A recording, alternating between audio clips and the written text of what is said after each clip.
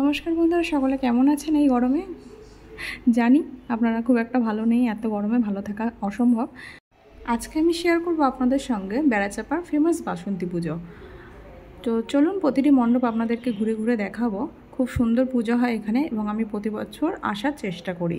যবে থেকে আমার বিয়ে হয়েছে, বিয়ের পর থেকে আসার চেষ্টা করি। তো আপনাদের সঙ্গে একটু শেয়ার করে নেব, আশা করছি আপনাদের ভালোই লাগবে। ভালো লাগলে পেজটাকে ফলো করবেন এবং ভিডিও লাইক কমেন্ট করবেন।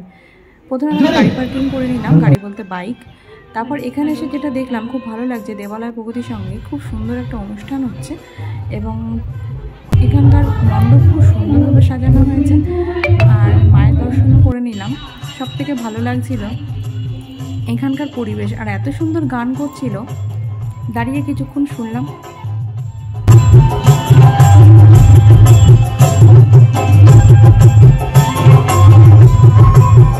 বেড়াচাঁপার মধ্যে যে পুজোগুলো হয় খুব একটা দূরে দূরে নয়, আর রাস্তার দু সাইডে খুব সুন্দর লাইটিং করে। আর এই পুজোটা হয় বিশাল বড় একটা মাঠের মধ্যে এবং মেলাও হচ্ছে পাশে। আর লোকজনের ভিড় তো দেখতেই পাচ্ছেন, নবমীর দিন প্রচণ্ড ভিড় ছিল, আর সেরকম লোকের ভিড়, সেরকম গরম, আমরা তো একদম হাঁপিয়ে উঠেছিলাম। শরৎকালের দুর্গাপুজোর ফিলটাই পাচ্ছিলাম, মানুষের ভিড়, প্যাচপ্যাচে গরম। তো প্রত্যেক বছর আসি, একটু বৃষ্টি হয়, ওয়েদারটা ঠিকঠাক থাকে মোটামুটি, এতটা কষ্ট হয় না। আর এত ভিড় হয়ে গেছে, আমাদের দুটো ঠাকুর দেখার পর খিদে পেয়ে গেছে, তাই আমরা নিয়ে নিলাম চিকেন মোমো। মোমোগুলো বেশ সুন্দর ছিল। নেক্সট আবার আসলাম আর একটা মণ্ডপে, বেশ সুন্দর, প্রত্যেকটি মণ্ডপ ভীষণ সুন্দর। এখানেই যাচ্ছি শুধু মানুষের মাথায় দেখতে পাচ্ছি।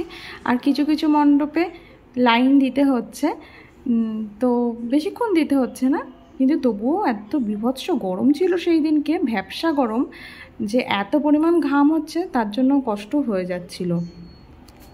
এই দুটো মণ্ডপ পাশাপাশি হয়েছে, আর এখানে রেজার লাইট শো হচ্ছিল, মিউজিক চলছিল সঙ্গে। এই জায়গাটা দাঁড়িয়ে মনে হচ্ছে দাঁড়িয়ে থাকি, এত সুন্দর লাগছিল। আর ভিতরটা এত সুন্দর, ঝাড়বাতি রয়েছে দেখার মতো। আর সেরকম মায়ের মূর্তি নিয়ে তো কিছু বলার বাড়ি নেই, দেখেই চোখ জুড়িয়ে যায়। আবার একটা মণ্ডপে চলে এলাম। সব কটাই মণ্ডপ ভীষণ সুন্দর হয়েছে, আমরা অনেক সুন্দরভাবে ঘুরেছি। তবে গরমেই কষ্টটা হচ্ছিল, যেমনটি দুর্গাপুজোর সময় হয়ে থাকে। তবে কি প্রত্যেক বছর এই যে ঘেমে একদম একাকার হয়ে গেছি, সবাই ঘাম মুছতে মুছতে পাগল হয়ে যাচ্ছি। আর তাহলেও কিছু করার নেই, আমরা অনেক আনন্দ করেছি। একদম দুর্গাপুজোয় যেরকম ফিল হয়, যে ভিড়, একটা গরম থাকে, দুর্গাপুজোর সময় তো ভালোই গরম থাকে যত বৃষ্টি হোক। এই মণ্ডপটাই আমাদের শেষ দেখা। তারপরে আমরা আবার বাড়ির উদ্দেশ্যে রওনা দেব।